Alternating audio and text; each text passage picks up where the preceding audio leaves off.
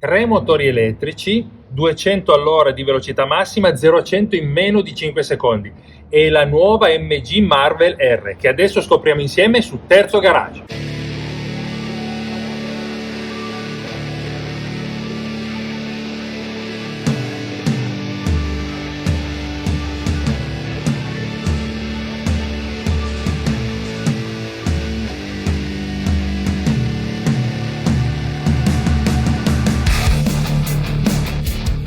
Grazie alla concessionaria Auto Mattialda di Cuneo per aver prestato questa Marvel R a Terzo Garage. Il design sicuramente non passa inosservato. Abbiamo un muso particolarmente affusolato in avanti, caratterizzato da questa lunga striscia LED che unisce i due gruppi ottici anteriori, anche loro LED, matrice di LED. Il raccordo che sopra è rappresentato da questa fascia luminosa, sotto viene ripreso da questa linea cromata che unisce abbaglianti e inabbaglianti.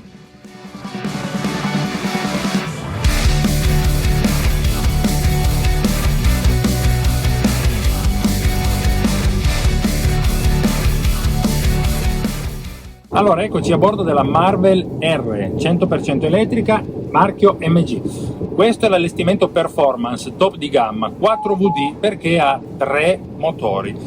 Gli allestimenti Comfort e Luxury, quelli sotto questo qui, hanno 2 motori perché la Marvel R è una normale, di solito trazione posteriore, con 2 motori elettrici su ognuno dei singoli assali dietro.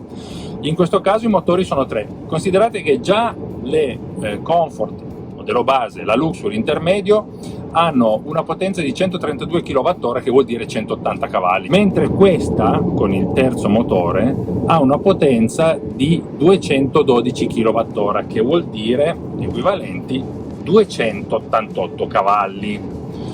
Permette a quest'auto di scattare da 0 a 100 in 4,9 secondi.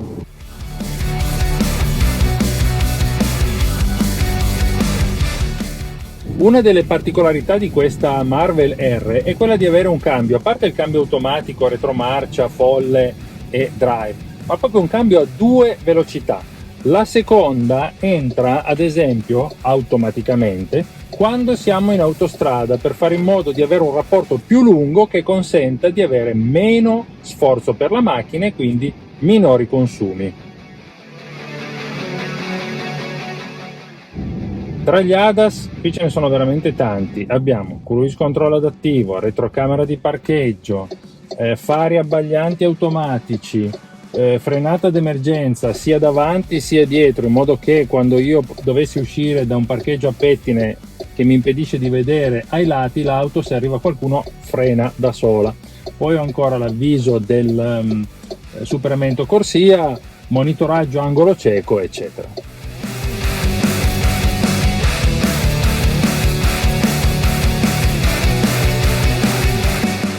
La batteria che alimenta tutto il sistema è una batteria da 70 kWh.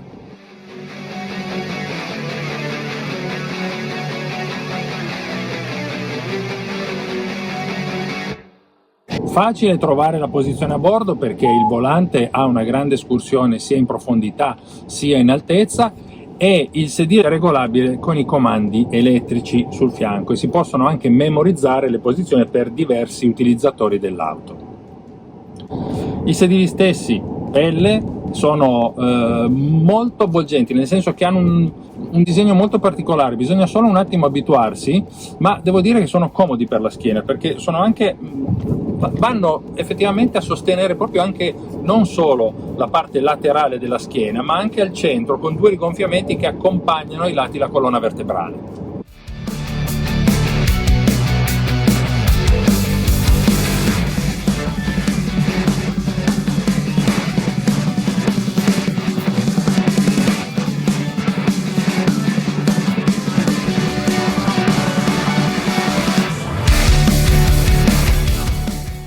La potenza totale, diciamo, della macchina si scatena quando si inserisce la modalità Sport Plus, quindi lì si ha la maggior trazione, si ha lo 0-100 in meno di 5 secondi, però ovviamente si consuma batteria.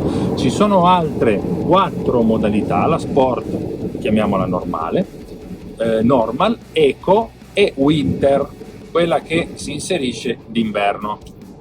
Ovviamente quella che permette di raggiungere la massima autonomia è la Eco.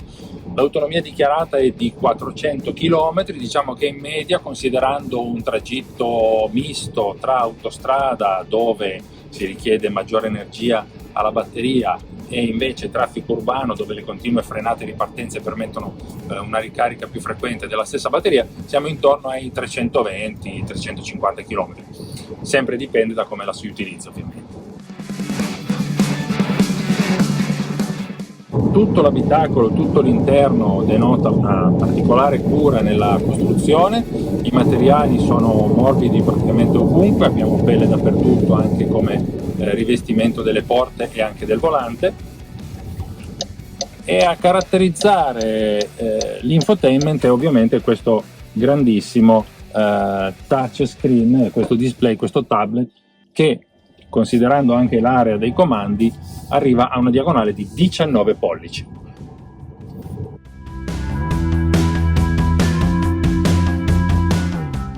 Il cruscotto digitale da 12 pollice 3, vedete in centro, può presentare la videata del navigatore.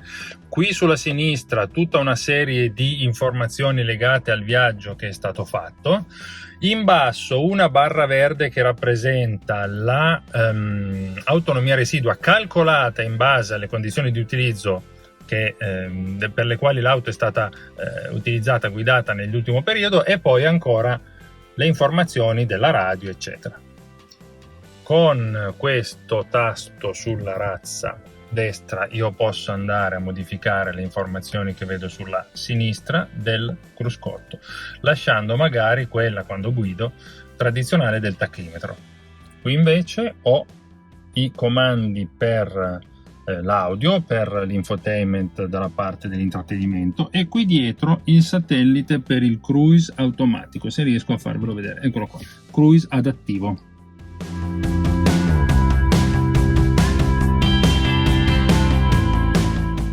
Questa è un'auto con cui si possono fare lunghi viaggi, programmandoli come è necessario fare con tutte le auto elettriche per le ricariche, ma è un'auto che è anche molto maneggevole in città, perché il raggio di sterzata è piuttosto stretto, quindi si riesce anche a passare in vie piccole, in incroci particolarmente ostici, diciamo, senza nessun problema.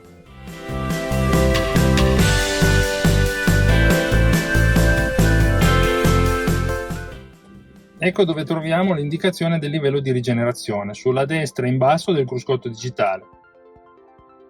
In su per aumentare, in giù per diminuire la rigenerazione.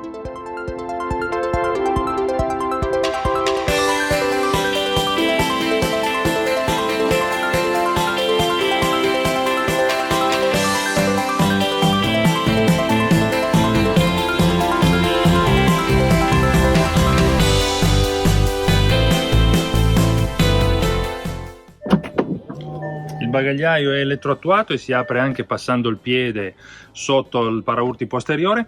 Abbiamo una capacità di 375 litri che diventano quasi 1400 abbattendo gli schienali dei sedili posteriori. Va detto che su questa performance manca il frunk, insomma come si chiama, cioè il bagagliaio della parte anteriore, perché qui c'è un altro motore.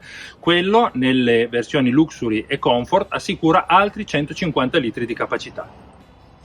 Di serie abbiamo anche il tetto apribile che può essere azionato in una volta sola con un pulsante che permette l'arretramento sia della tendina sia del tettuccio vero e proprio, in modo da avere molta più luminosità in abitacolo.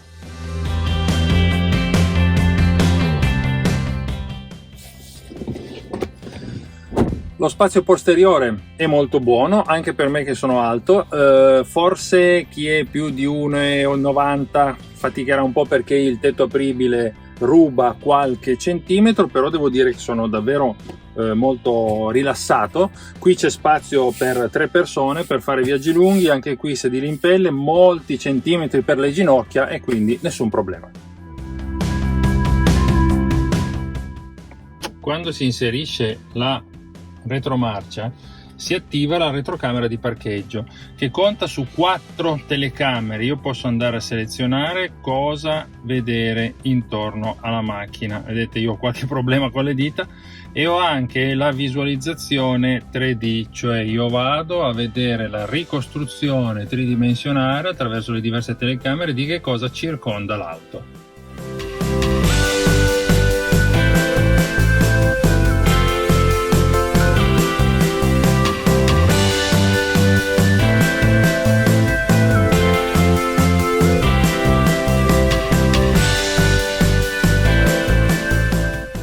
Il grande touchscreen centrale presenta questa home page che si raggiunge, poi lo vedremo, premendo il tasto che corrisponde al marchio MG. In basso abbiamo le icone di tutti i programmi, diciamo, disponibili, ad esempio quello delle impostazioni, generale, Bluetooth, wireless, utilizzo dati, eccetera, anche lo sfondo chiaro scuro del cruscotto e anche, come vedete, del touchscreen stesso, e le varie altre impostazioni. Se noi andiamo a premere MG, torniamo, come detto, alla home, telefono per il telefono. Qui abbiamo anche il navigatore che ha una risposta discreta. Cambiare lo zoom del navigatore a spostare, la risposta è abbastanza buona. Qui in basso abbiamo questa striscia che corrisponde ai comandi del climatizzatore automatico, che è a pompa di calore, anche qui per ottimizzare i consumi. Posso anche andare a spegnerlo oppure accenderlo e bizona regolare diversamente le temperature delle due aree dei sedili. Seppure a livello visivo, almeno inizialmente, questo coso in mezzo dia l'impressione di dar fastidio, non è così, perché qua sotto è tutto vuoto. Infatti anch'io le ginocchia non ho problemi perché le metto qua sotto, e c'è anche un grande spazio per lasciare oggetti, magari una borsa, e quindi tutto sommato è stato studiato abbastanza bene, perché l'ingombro visivo è inferiore all'ingombro fisico effettivo. Mi è piaciuto davvero guidare questa MG Marvel R, spero sia piaciuto anche voi il video, nel qual caso allora lasciate un like e iscrivetevi al canale. Grazie come sempre, alla prossima, buoni chilometri a tutti, ciao!